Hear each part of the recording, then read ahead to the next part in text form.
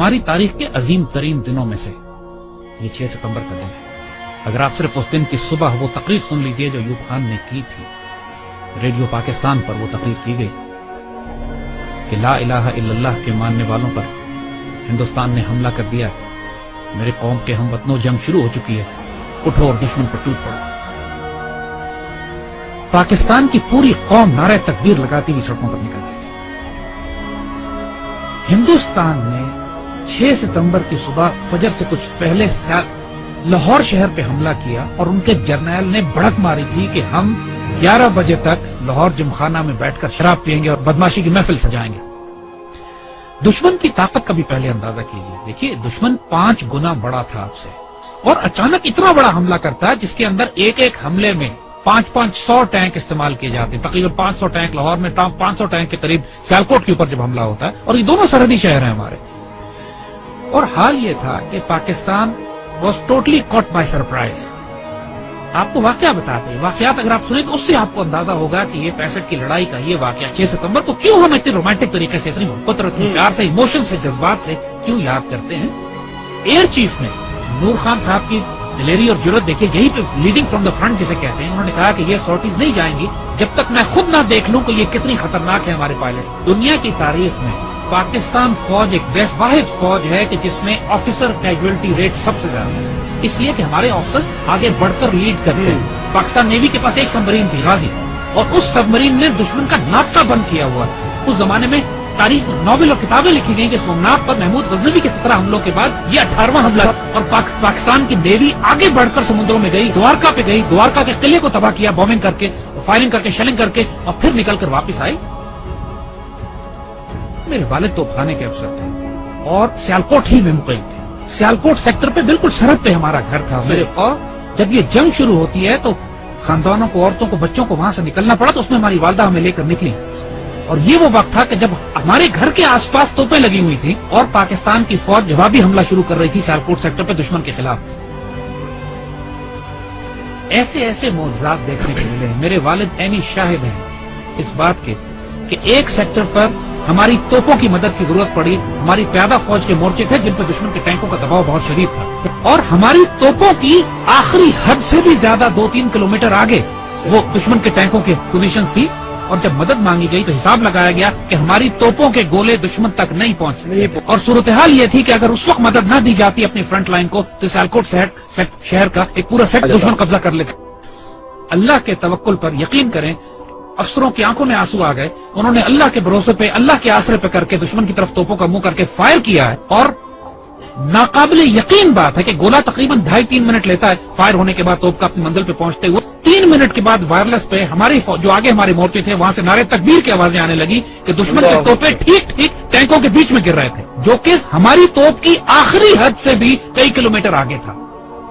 نہ اس سے پہلے کبھی توپ نے اتنا دور فائر کیا، نہ اس کے بعد کبھی اتنا دور فائر کیا۔ اس موقع پر جب ضرورت تھی تو اللہ کی طرف سے تائید آئی۔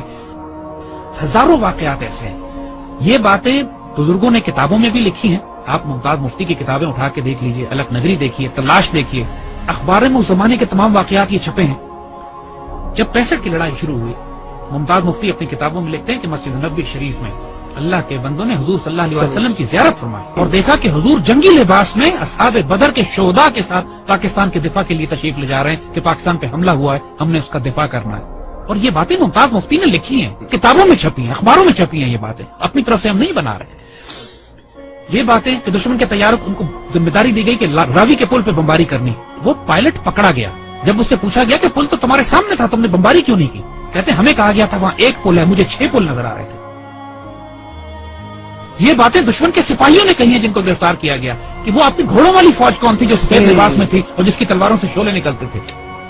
یہ دشمن کے پائلٹس نے یہ باتیں کہی ہیں کہ ہم بم گراتے تھے، 35-40 کے قریب بم پنڈی پہ گرے، صرف 5 بم پھٹے، وہ بھی ویرانے میں، باقی بم پھٹے نہیں۔ بزرگ کہتے ہیں کہ فضائے بدر پیدا کرو تو ملائکہ آج بھی مدد کے لیے نازل ہوں گے۔ جنگ بدر پہ ہوا تھا نا ایسا، لیکن اللہ تعالیٰ قرآن میں فرماتا ہے کہ میں نے پھر 1000 ملائکہ نازل کیے، اور یہ بات صرف 1400 سال پہلے پہ محدود نہیں ہے۔ جب بھی مسلمان اللہ رسول کے نام پر کھڑے ہوں گے اس پاک سرزمین کی حفاظت کے لیے تو اللہ کی تائید و نصرت آئے گی۔ 65 سب سے خوبصورت مثال ہے ہمارے لیے۔ ہم ایک واقعہ سناتے ہیں کہ جو ہمارے بچوں نے کسی کتاب میں نہیں پڑھا ہوگا۔ جب لاہور پر حملہ کیا انڈین ڈویژنز نے تو انڈین جرنیل اپنے سپاہیوں کو یہ حوصلہ بڑھانے کے لیے کہہ رہے تھے کہ لاہور اب صرف 3 میل 4 میل دور رہ گیا، بس تمہاری آنکھوں کے سامنے تھوڑا سا آگے بڑھو اور لاہور تمہارے قبضے میں۔ مزاحمت شدید ہو رہی تھی اور پاکستان کے جوانوں نے اپنے آپ کو دشمن کے ٹینکوں کے سامنے ڈال دیا تھا روکنے کے لیے۔ اس کیفیت میں لاہور تقریباً 14 میل دور تھا۔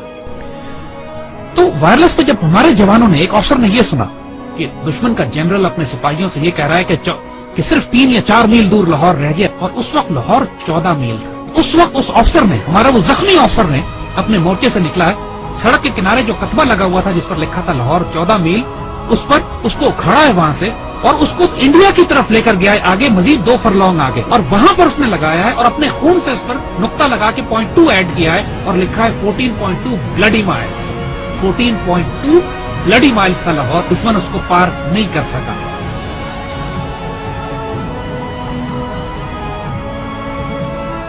جب شہداء پہنچنا شروع ہوئے سی ایم ایچ میں، انہوں نے دیکھا کہ اتنا پریشر تھا کام کرنے کا کہ مرد سارے کام میں لگے ہوئے تھے، تو ان زخمیوں کو ریسیو کرنے کے لیے نرسز تھی، تو شہداء کو انہوں نے نرسز کے حوالے کیا کہ آپ ان کو تیار کریں اور رکھیں ایک طرف تاکہ بعد میں ان کو بریل کے لیے لے جایا جائے گا۔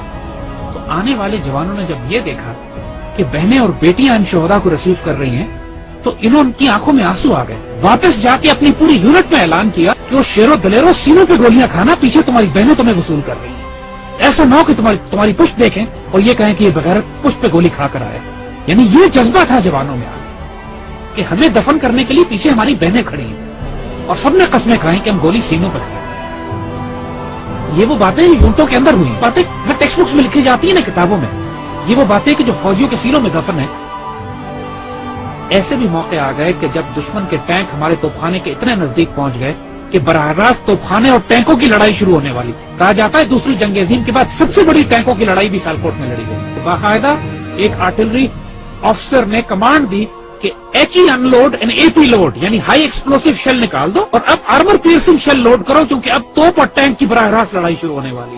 اور یہ ایسا موقع ہوتا ہے کہ جس کے بعد آر یا پار ہوتا ہے، اور ایسے موقع پہ اللہ نے دھند بھیج دی، بیچ میں دھندیں آ گئی جس کی وجہ سے دشمن کے ٹینک رک گئے، اور جس طرح پہلے کہا تھا کہ پہلے دشمن نے خوف طاری کر دیا اللہ۔ یہی وہ نظریاتی اور روحانی احساس تھی ہماری جو ہمیں پاکستانی مسلمان بناتی تھی۔ وہ کیا چیز تھی جس نے ہمیں سیسا پلائی ہوئی دیوار بنایا؟ وہ یہی کلمہ تھا، لا الہ الا اللہ، جو ہمارے دل کی دھڑکنوں میں محمد رسول اللہ ماشاءاللہ۔ اور آج جو 10,000 بچے اور افسر جوان ہمارے شہید ہوئے ہیں پاکستان کے دفاع میں، کشمیر سے لے کر وزیرستان میں، فاٹا میں، سوات میں، خوبصورت ترین بیٹے، ہماری مٹی کا نمک، 21، 22، 24 سال کے، 25، 26 سال کے خوبصورت جوان، اپنے جب چھوٹے بچوں کو چھوڑ کر، والدین کو چھوڑ کر، بیویوں کو چھوڑ کر، جنہوں نے شہادتیں دی ہیں اور خواہش کر کے اپنے آپ کو والنٹیئر کر کے شہید ہوئے ہیں۔ بہت بھاری قربانیوں کے بعد یہ پاکستان آپ کے حوالے کیا جائے۔ اس پرچم کو گرنے نہ دیں، اس پرچم پہ سب کچھ قربان کر دو۔ اس کی مٹی میں تمہارا خون شامل ہو گیا نا، 2 جہانوں میں خوش نصیب ہو جاؤ گے۔ اس مٹی کو چھوڑ کر چلے گئے، بد نصیب ہو جاؤ گے۔ جو اس پاکستان میں بستا ہے وہ سایہ خدائے ذوالجلال ہے کہ دیکھو اس پاکستان کو ہلکا نہ لینا، یہ اللہ کے رازوں میں سے ایک راز ہے، اس پر قربان ہو جاؤ، سب سے سستا سودا ہے، سب سے اعلیٰ سودا ہے۔ یہ ہمارے بیٹے جو اس پہ قربان ہوتے ہیں نا، یہ سوال نہیں کرتے کہ اس پاکستان میں ہمیں کیا دیا۔ اس پاکستان کو آج آپ کی ضرورت ہے۔ Make a stand, stand form, stand United, live with dignity and inshallah Allah will give you the opportunity to die with honor۔ لیکن اس کے لیے اب تیاری کرو، تیاری کا وقت ہے، آزمائش آنے والی ہے، لیکن انشاءاللہ العزیز ایسے بیٹے ہمارے پاس ہیں اس پاکستان کو قبول کریں۔